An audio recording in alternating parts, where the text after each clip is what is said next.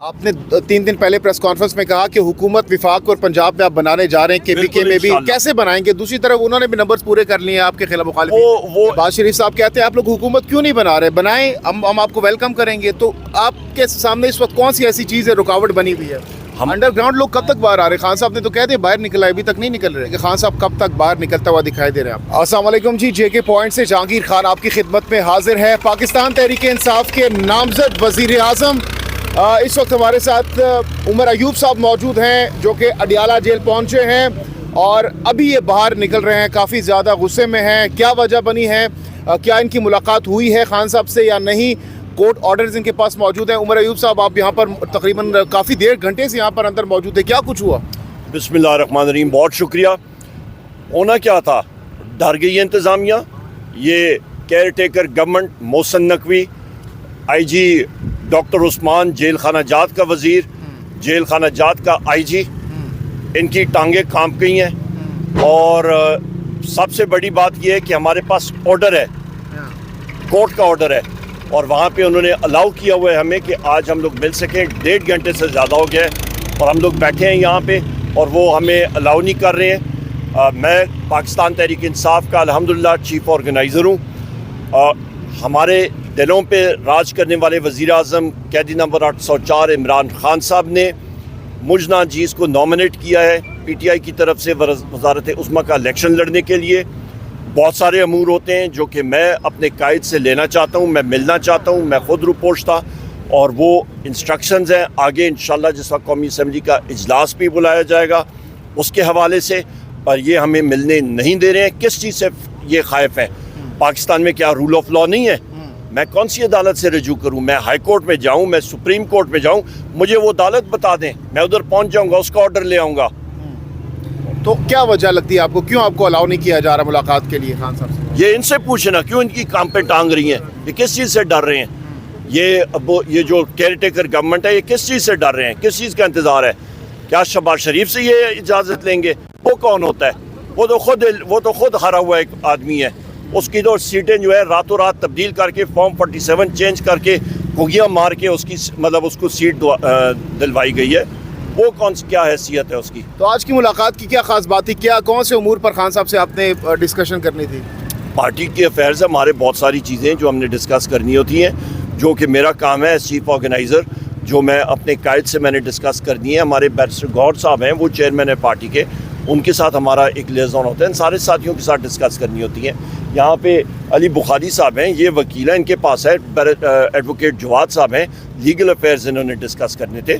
तो ये ज़रूरी चीज़ें हैं और ये डिनाई किया जा रहा है। आपने 3 दिन पहले प्रेस कॉन्फ्रेंस में कहा कि हुकूमत विफाक और पंजाब में आप बनाने जा रहे हैं, केपीके में भी कैसे बनाएंगे? दूसरी तरफ उन्होंने भी नंबर्स पूरे कर लिए हैं आपके खिलाफ मुखालिफिन। वो ऐसे ही नंबर इन्होंने डब्बा नंबर पूरे किए हैं, जिस तरह के फॉर्म 47 इन्होंने जाली किस्म के बनाए हैं। ये मेरे साथ इनके पास इन्होंने इन्हें का इलेक्शन इस्लामाबाद से लड़ा है, और अली बुखारी साहब ने एक फॉर्म 45 जो है वो सामने इलेक्शन कमीशन का रखा है, फैसला महफूज। ये तो वो डब्बा इलेक्शन जिस तरह कर देते हैं कि अपनी मर्जी का रिजल्ट देना, ये वो अंग्रेजी में कहते हैं this is not on. Shahbaz Sharif साहब कहते हैं आप लोग हुकूमत क्यों नहीं बना रहे, बनाएं, हम आपको वेलकम करेंगे। तो आपके सामने इस वक्त कौन सी ऐसी चीज़ है रुकावट बनी हुई है?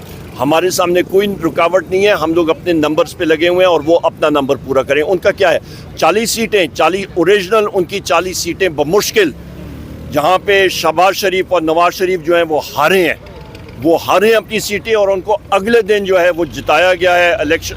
वहाँ पे रिटर्निंग अफसर ने जो डंडी मारी है, उसने उनके फिगर्स पे फॉर्म 47 को उसने आरोज़ ने, रिटर्निंग अफसरान ने फॉर्म 45 को नहीं देखा, उन्होंने फॉर्म 47 को उन्होंने फिक्टिशियसली चेंज किया और उसकी बिना पे उन पे लाए, और उनका ओरिजिनल नंबर 40 से कम है।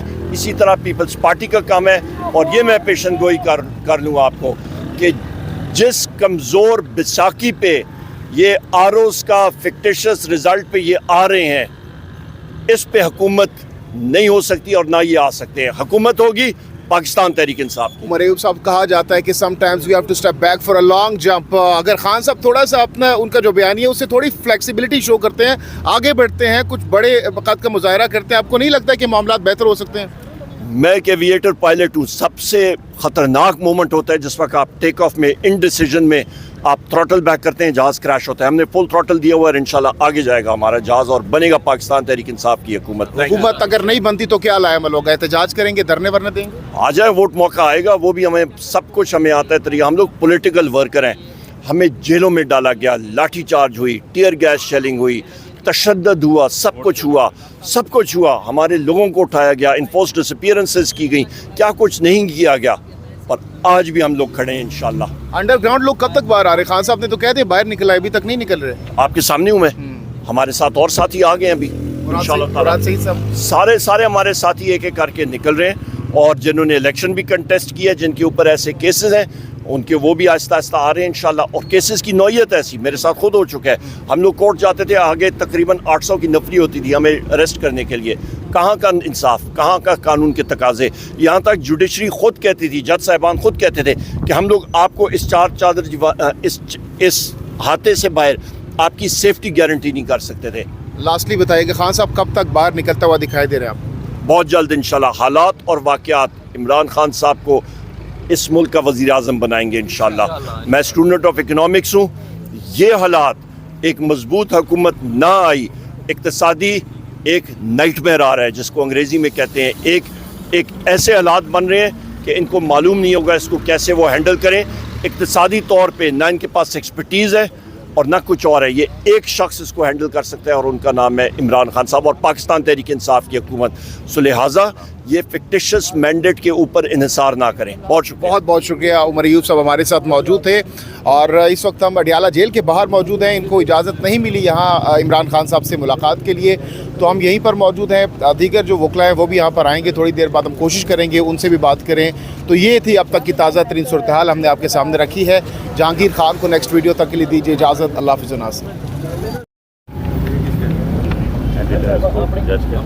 ریڈی اور یہ سے نیچے لکھا ہوا ہے copy of this order be dispatch to the superintendent. بالکل ٹھیک, 20 تاریخ کو بھی آئی. بالکل ٹھیک.